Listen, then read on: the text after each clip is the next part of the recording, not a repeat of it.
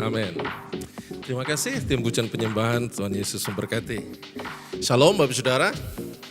Semuanya bersuka cita dalam Tuhan, amin. Haleluya. Ya, terima kasih pertama buat orang tua rohani saya, Pak Gun, Ibu, dan seluruh rekan-rekan pelayan Tuhan, para majelis, pengurus gereja, terima kasih. Seluruh jemaat Tuhan, terima kasih saya diajak beribadah di gereja yang luar biasa ini. Kiranya semua kita hari ini diberkati oleh Tuhan, amin. Haleluya.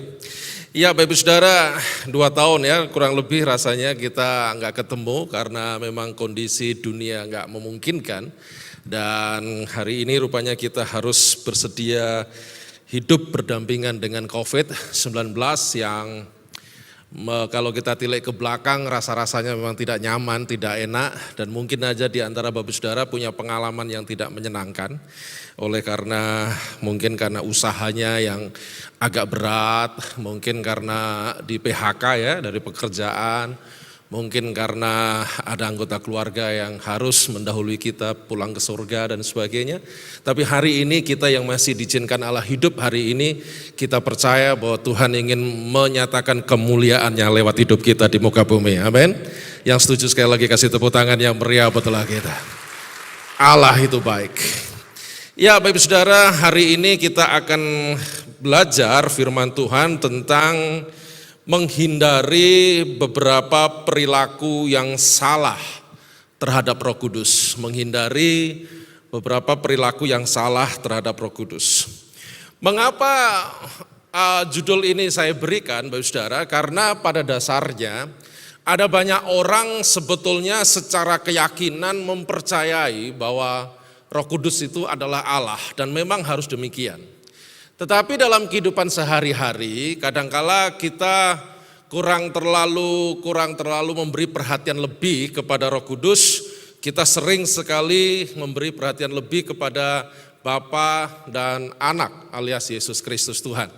Nah, untuk itu kita perlu belajar tentang hal yang sangat penting dalam perjalanan pertumbuhan kerohani kita supaya kita juga memberikan perhatian yang juga sama terhadap Roh Kudus, tidak jauh beda dengan Bapa dan Yesus sebagai pribadi Allah Tritunggal. Bapak Ibu Saudara, di dalam Efesus 1 ayat 13 sampai 14 firman Allah berkata demikian. Di dalam Dia kamu juga karena telah mendengar firman kebenaran, yaitu Injil keselamatanmu, di dalam Dia kamu juga ketika kamu percaya, firman Allah ini menarik Bapak Saudara.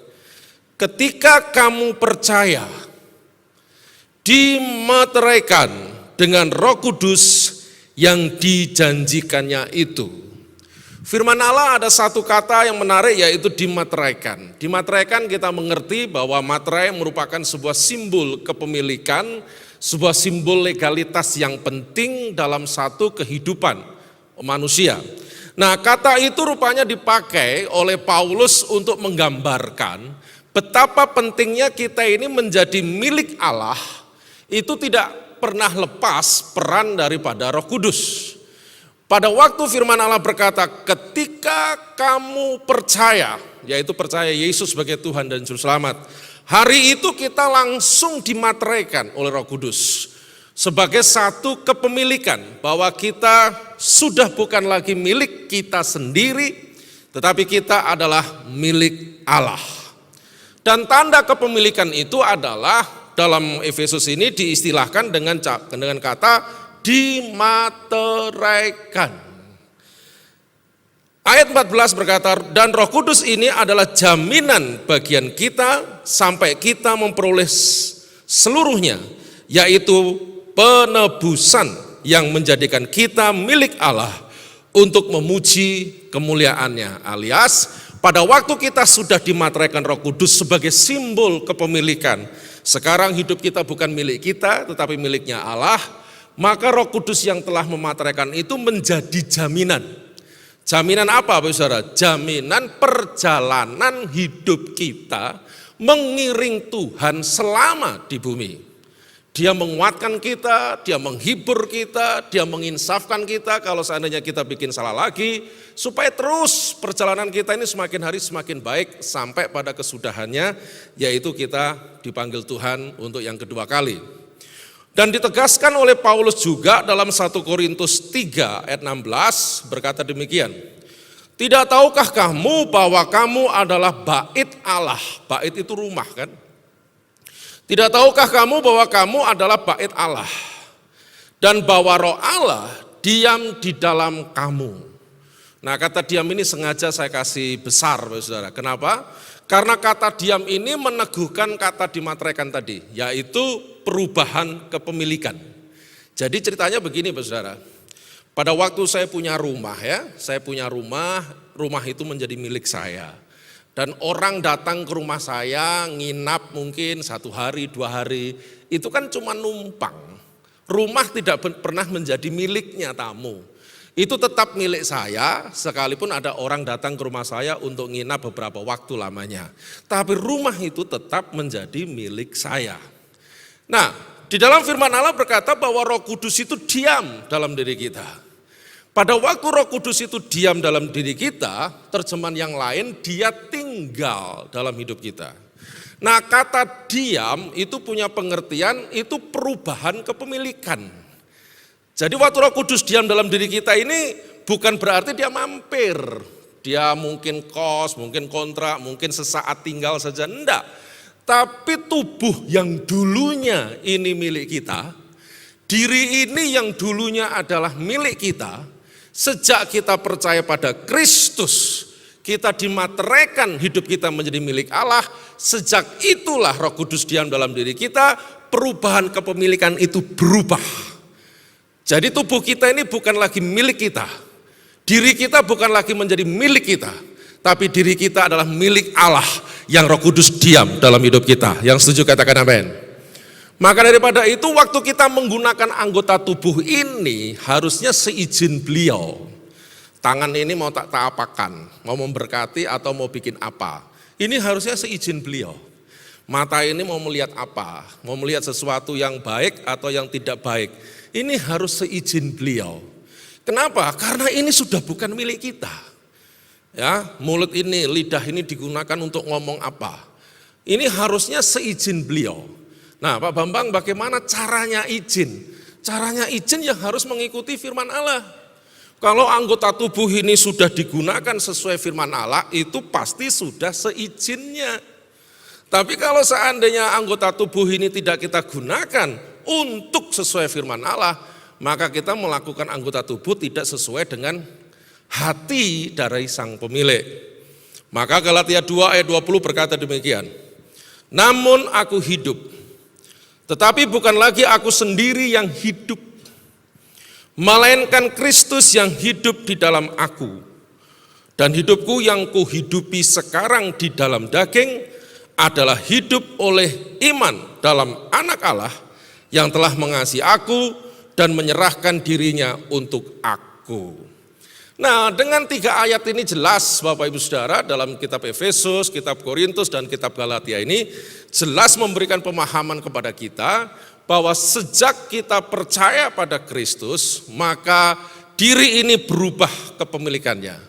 Dulu waktu kita jatuh ke dalam dosa oleh karena dosa Adam dan Hawa, kita dilahirkan oleh dosa, maka kita menggunakan tubuh dan hidup ini untuk semaunya kita, karena memang ini kita merasa ini diri ini milik kita gunakan semaunya kita, mata kita, tangan kita, lidah kita, kaki kita, telinga kita dan sebagainya.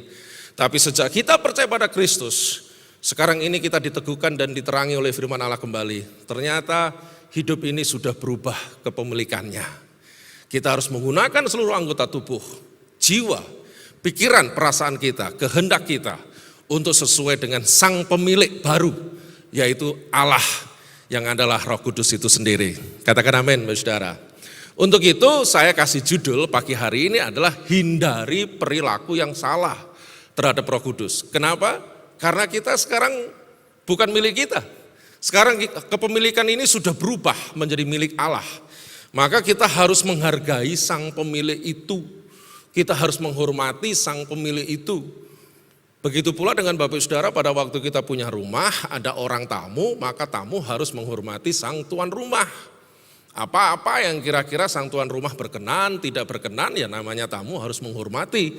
Itu hukum semuanya kita tahu. Nah sama, Waktu hidup yang kita hidupi dalam tubuh ini karena berubah kepemilikan, maka kita menggunakan tubuh ini, hidup ini, jiwa ini harus sesuai sang pemiliknya. Kita hargai sang pemiliknya, kita hormati sang pemiliknya. Untuk itu, ada 3 hal yang perlu kita waspadai, yang harus kita hindari sebagai bentuk kita ini menghargai Roh Kudus, sebagai menghargai Allah. Yang pertama adalah jangan mendustai Roh Kudus. Pak Bambang, Roh Kudus kan Allah, namanya Allah kan atributnya omniscient, maha tahu, mana bisa dibohongi, mana bisa didustai. Kalau namanya Allah itu kan maha tahu, jadi kita bohong sedikit aja pasti dia tahu, bahkan mau bohong aja Allah itu tahu. Lalu kenapa ada istilah jangan mendustai Roh Kudus yang adalah maha tahu itu? Apa maksudnya? Mari kita baca dalam Kisah Rasul 5 ayat 3 dan 4. Tetapi Petrus berkata, Ananias, mengapa hatimu dikuasai iblis?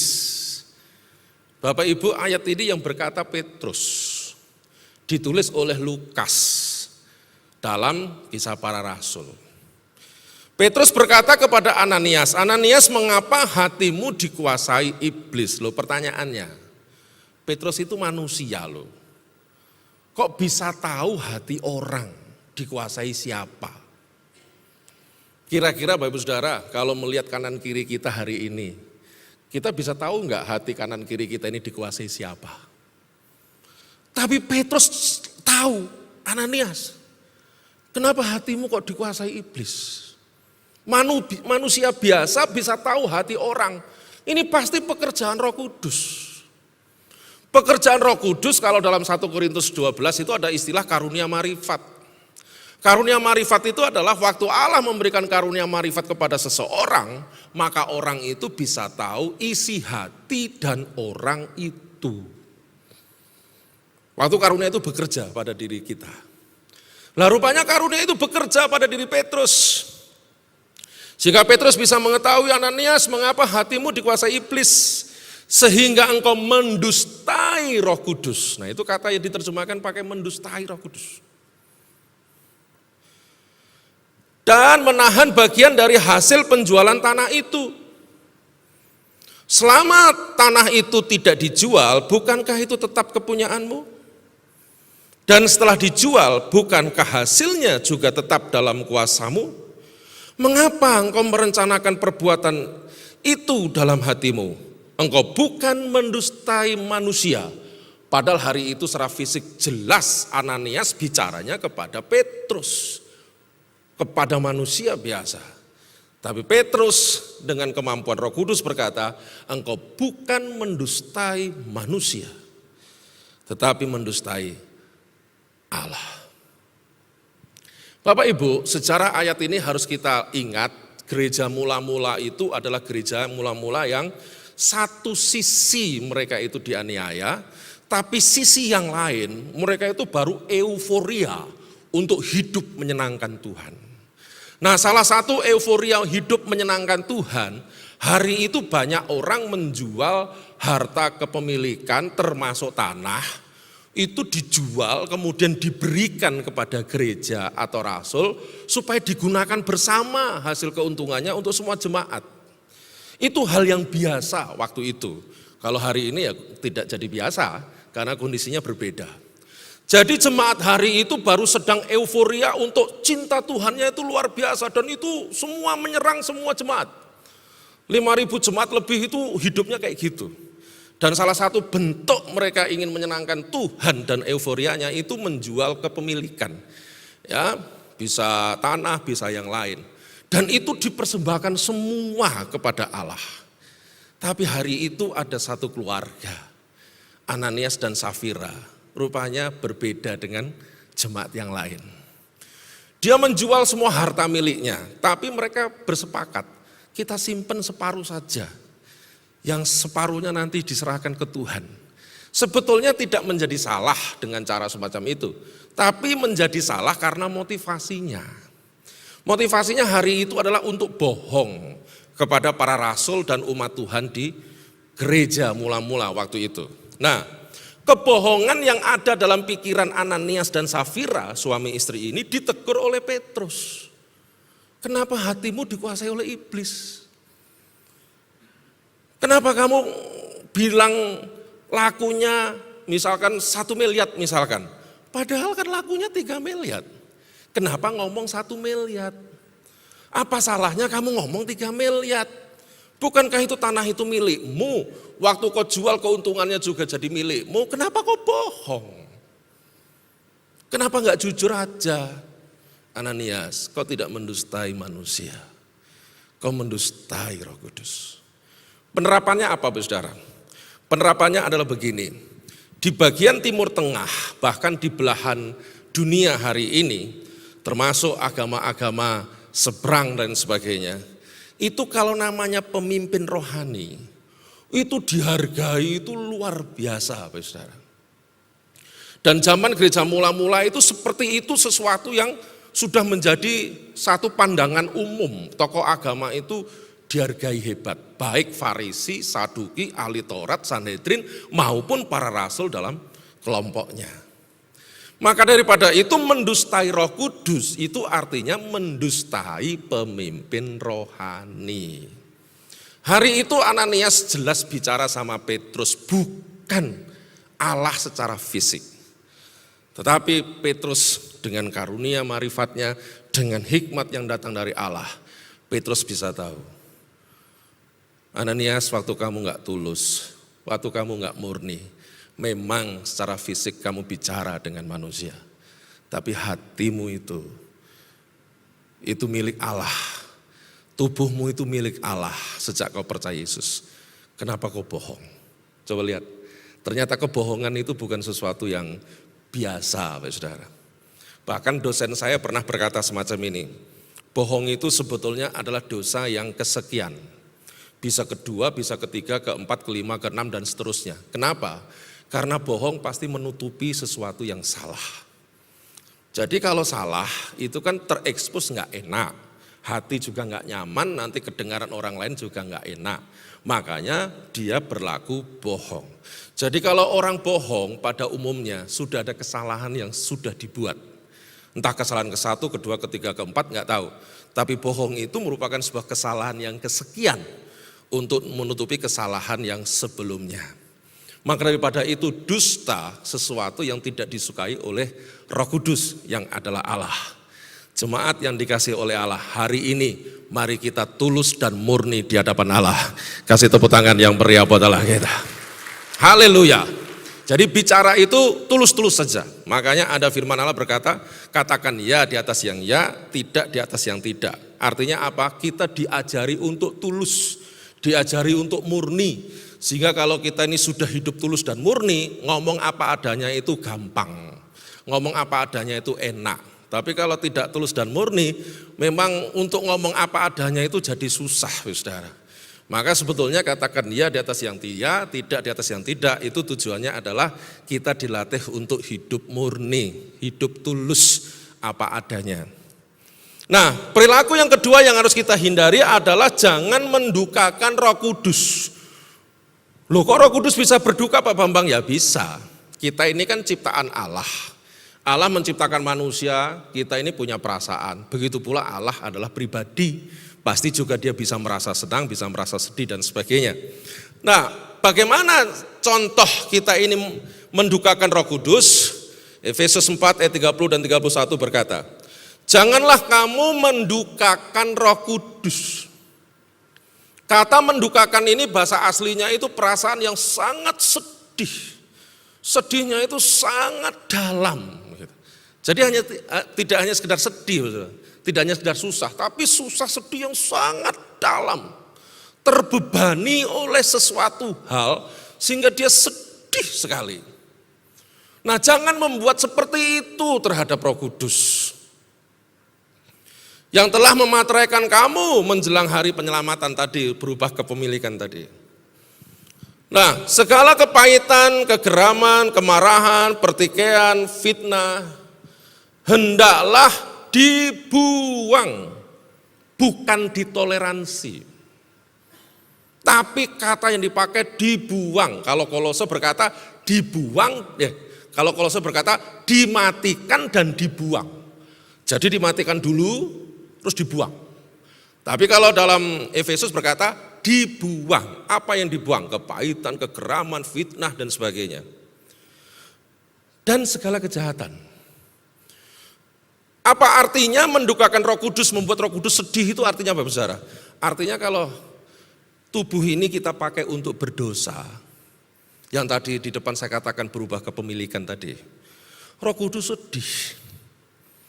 Ini kan tubuh ini milikku toh Bambang, matamu itu kan milikku, telingamu milikku, tanganmu milikku. Semua anggota tubuh sekarang sudah jadi milikku, wong kamu itu sudah diselamatkan.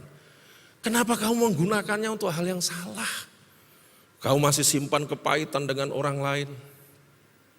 Geram itu bahasa aslinya dikit-dikit marah, dikit-dikit marah.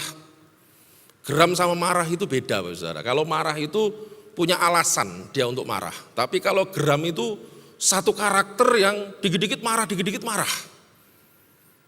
Jangan itu dibuang. Suka fitnah, dibuang. Kalau kamu melakukan itu, aku sedih Bambang. Kenapa? Karena tubuhmu sudah jadi milikku, bukan untuk itu tujuannya. Kenapa kau masih lakukan itu? Makanya Paulus berkata dibuang, bukan ditoleransi. Karena saya itu beberapa kali ketemu jemaat berkata semacam ini. Misalkan contoh misalkan istrinya itu ngomong, Pak suami saya lu Pak orangnya kok ngomong bentak-bentak, gak bisa halus. Terus saya ngomong sama suaminya, Pak, istri Bapak itu bilang Bapak itu nada suaranya dikemas dikit lah, di-upgrade dikit, di-setting dikit supaya lebih lembut, lebih enak, enggak bentak-bentak. Suaminya kadang-kadang bilang begini, saya ini ya seperti ini, karakter saya ya seperti ini, orang harus menerima, istri saya harus sadar ya saya seperti ini. Ya enggak bisa toh saudara. Firman Allah berkata, hendaklah engkau lemah lembut. Berarti kan yang keras harus berubah jadi lemah lembut. Jadi bukan berarti karakter asli kita harus kita pertahankan dan memohon orang lain untuk toleransi. Bahwa saya ini seperti ini. Firman Allah enggak berkata begitu. Firman Allah berkata kita ini harus berubah.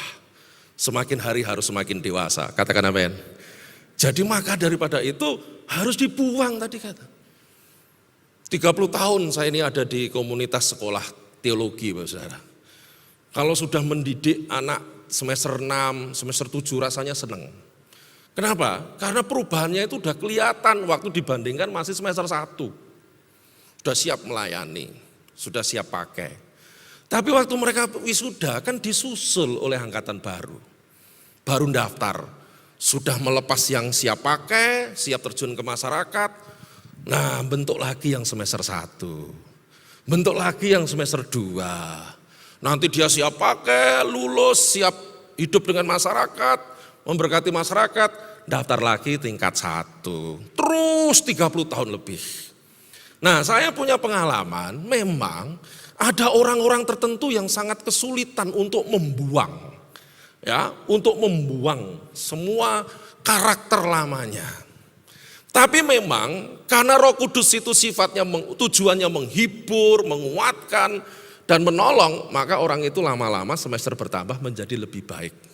Akan lebih enak kalau diawali dari semester 1, 2 kan. Tapi ya puji Tuhan lah lama-lama berubah menjadi baik, siap pakai di masyarakat. Nah, maka daripada itu kita harus membuang semua hal yang salah, kepahitan dan sebagainya, tidak boleh. Ada seorang suami juga ngomong sama saya, Pak, ini agak ekstrim ya Bu Saudara. Suaminya bilang sama saya begini, Pak, saya tahu jawaban saya pasti, saya tahu jawaban Pak Bambang kepada saya, tapi saya tetap tanya. Dan sekalipun jawabannya sebetulnya saya sudah tahu juga, tapi saya tetap ingin tanya, apa toh Pak? Bolehkah saya cerai? Ya enggak boleh toh, lah makanya pasti jawabannya gitu. Lah kalau udah tahu jawaban kok nekat tanya, karena saya pengen cerai Pak. Saya tanya kenapa kau pengen cerai? Nanti kalau alasannya KDRT kan nggak boleh. Kalau alasannya ekonomi kan nggak boleh. Kalau alasannya ini nggak boleh. Ada orang ngomong kalau alasannya jinah boleh. Makanya hari ini saya berjinah, Pak. Supaya nanti kalau saya ngomong sama istri saya sudah berjinah, istri saya menyetujui. Nah, sampean kok egois toh, Pak? Sampean sing jinah, sampean sing cerai. Lu kabeh kok mbok pek, saya bilang gitu. Kenapa toh? Dia cerita. Nah, setelah cerita intinya begini, istrinya itu kalau ngomong agak kasar. Ya, kalau ngomong itu agak kasar, ya pakai bahasa-bahasa manusia lama kali ya. Dan suami ini nggak tahan ceritanya gitu. Gandeng suami ini nggak tahan, maka dia bikin cara untuk bisa disetujui istrinya kalau suatu ketika dia minta cerai. Salah satunya dia melakukan itu dengan mantan teman SMA-nya. Maka Bapak Ibu Saudara, reuni itu baik tapi hati-hati. Ada mantan-mantan mungkin di sana ya. Dan kata orang muda sekarang, kita ini harus setia. Tapi katanya setiap tikungan ada, repot Bapak Saudara. Artinya contohnya ya kayak gitu tadi. Mantan-mantannya muncul di tahun kesekian pada waktu dia punya masalah dengan istrinya. Nah, itu contoh ekstrim yang anggota tubuhnya itu dipakai untuk mendukakan Roh Kudus. Yang terakhir Bapak Ibu Saudara, perilaku yang terakhir yang harus kita hindari terhadap Roh Kudus adalah jangan padamkan roh. Apa artinya jangan padamkan roh? Jangan menghambat pekerjaannya. 1 Tesalonika berkata demikian, janganlah padamkan roh dan jangan anggap rendah nubuat. Roh Kudus itu kadang-kadang suruh kita untuk melakukan sesuatu. Tapi mungkin karena kita takut salah, mungkin kita bingung, mungkin kita nggak mau, akhirnya kita tidak melakukan. Nah, itu yang dimaksud jangan padamkan roh. Contoh misal, Saudara. Dulu saya punya kakak kelas. Nah, satu aula itu sekitar 200-an, tingkat 1 sampai tingkat akhir. Pas doa pagi, di hati saya itu seperti ada sebuah suara dari Tuhan. Dan hati saya itu pengen bicara. Tapi karena pikiran saya ini sanksi, ini Tuhan enggak ya, bener enggak ya, nanti ngomong keliru gimana. Maka saya pendam itu suara di hati saya itu. Saya pendam sampai sekitar 15 menit. Karena saya enggak tahan, saya beranikan bicara di tengah 200 orang itu. Pas suasana doanya hening, saya bicara. Di sini ada satu orang yang ingin keluar dari sekolah. Karena tekanan yang ada dan jam 1 siang dia rencana keluar. Saya sebut jamnya, jam 1 siang. Barang-barangnya sudah di packing. Tuhan bicara, jangan keluar. Karena Tuhan ingin pakai hari esokmu. Saya ngomong begitu, setelah selesai langsung saya diem. Waduh nanti naik keluru piye gitu kan. Nah setelah doa, ada satu teman saya peluk saya, kakak kelas saya pas. Bang itu aku. Serius nih? Serius? Wah berarti aku bener. Minimal satu orang akui berarti aku bener nih yang saya dengar ini gitu. Iya itu aku. Semua sudah saya packing, jam 1 siang saya keluar. Tapi karena kamu bicara, saya nggak jadi keluar. Bapak Saudara, waktu berjalan terus berjalan sampai hari ini. Bapak Saudara kenal dengan namanya pendeta tanpa air mata, yang namanya Pak Pendeta Samuel Irwan Santoso. Itulah orang yang saya maksud. Dia kakak kelas saya. Dia pernah terkena tekanan di kampusnya, enggak tahan. Tapi Tuhan bicara kepada dia lewat saya hari itu. Kemudian waktu berjalan dia dipakai Tuhan memberkati banyak bangsa. Yang saya dengar hari ini dia memberkati diundang di 17 negara. Itu yang saya dengar. Puji Tuhan, Allah itu luar biasa. Katakan amin. Ada satu lagi kesaksian Saudara. Ada seorang hamba Tuhan dari Jakarta, pelayanan di kota saya Wonogiri, saya kan asli Wonogiri. Nah hari itu pas KKR Saudara, sebelum KKR itu saya dikasih tahu sama tetangga, Mas Bambang, apa Bu? Itu loh di sana itu ada orang ibu-ibu belum percaya Yesus sakit, 1 minggu nggak bangun dari tempat tidur, Injili itu, kamu kan semangat nginjil, Injili itu, enggak. Saya samperin rumahnya, Saudara. Waktu saya samperin ternyata dia bukan orang Kristen. Terus saya tanya, jenengan sakit apa toh Bu? Saya sakit jantung Mas. 1 minggu katanya nggak bangun dari tempat tidur ya. Iya sakit sekali, kalau bangun duduk aja sakit kok. Saya bilang gini, ada KKR. Ibu mau ikut enggak? Nah ibu mau, nanti saya tak charter mobil, saya gendong untuk pergi ke KKR. Tapi catatan, kalau sembuh, mau enggak rumah ini saya jadikan persekutuan? Ibu percaya Yesus. Mungkin karena sakitnya parah, dia bilang, mau Mas. Minimal memberi semangat saya. Makanya saya charter mobil loh Bapak Ibu. Saya charter mobil, kemudian dengan dibopong anaknya dan saya masuk ke mobil itu, kami bawa ke KKR. Nah, pas pujian penyembahan seperti tadi, reaksinya biasa saja. Tapi pada waktu pas firman Tuhan seperti ini, pembicara itu pegang mic yang diberikan oleh song leader. Kalimat pertama, waktu dia pegang mic, dia bilang begini, di sini ada orang yang lambungnya lubang. Lambung. Maju ke depan, Tuhan ingin tutup. Nggak ada yang maju, saudara. 1, 2, 3 menit nggak ada yang maju. Jadi orang kasak kusuk, sopo ini gitu. Kemudian pembicara itu berkata begini, di sini ada orang yang lambungnya lubang. Tuhan ingin tutup. Tolong maju ke depan. Nah kalimat terakhir ini yang tidak semua orang berani mengatakan. Jika tidak maju, saya tidak berkhotbah. Nah itu kalimat terakhir itu siapa yang berani mengatakan? Akhirnya majulah satu jemaat ke depan dengan jalan terseok-seok. Siapa dia? Ibu yang saya bawa. Saya kaget, loh lah jarinnya jantung. Ini tantangannya lambung ya. Lah saya ngomong sama anaknya, ibu mikir apa? Lambungnya lubang Mas Bambang. Loh pengen Mario ngapusi. Ngomongnya jantung kok lambung. Akhirnya ibu itu maju. Waktu ibu itu maju ditumpang tangan sama hamba Tuhan itu, pandangan mata tidak ada manifestasi. Tangan geter-geter didoakan, tidak ada. Tumbang, tidak ada. Nangis, tidak ada. Saya lihat cuma 1, 2 air mata menetes. Gitu aja. Pandangan mata seperti tidak ada kuasa Allah yang terjadi. Sudah KKR selesai, saya bawa pulang. 1 hari 2 hari kemudian saya main ke rumahnya dan saya ingin cek sembuh enggak. Karena dulu janjinya mau jadi Kristen, mau rumahnya dari persekutuan. Bapak Ibu Saudara, setelah saya disodorkan hasil ronsen, sebelum dan sesudah didoakan, lambung itu tertutup. Allah itu dahsyat. Kasih tepuk tangan buat Allah yang luar biasa. Allah itu dahsyat. Kemudian saya tagih janjinya, piye Bu mau jadi Kristen? Wah saya sudah punya agama Mas Bambang, mohon maaf ya saya nggak bisa. Saya bilang, tunggale akeh, saya bilang. Pengen mari tok, saya bilang. Nah coba lihat Bapak Saudara. Pembicara ini tidak kenal sama wanita itu. Dan saya pastikan yang dikatakan benar. Kenapa? Karena ibu itu saya kenal. Dan tidak ada yang pernah cerita dia sakit apa. Oh saya aja dibohongi.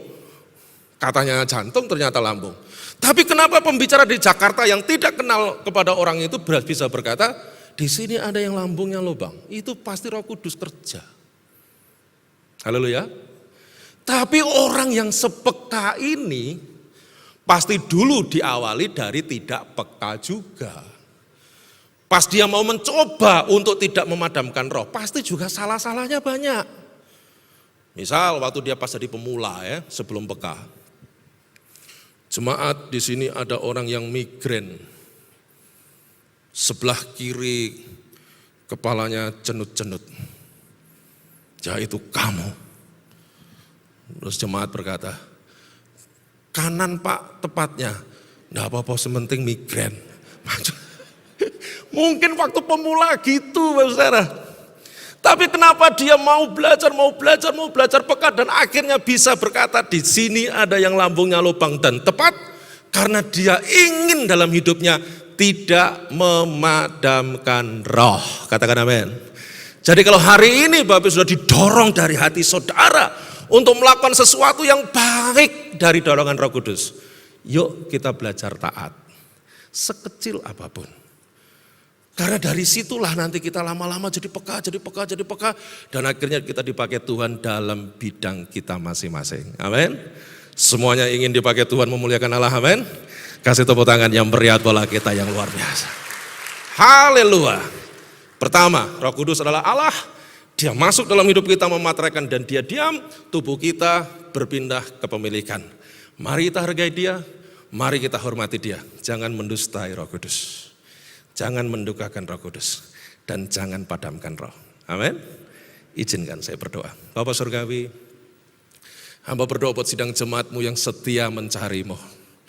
Terima kasih kalau kau izinkan kami masih hidup hari ini. Hidup kami hanya untuk memuliakan Tuhan.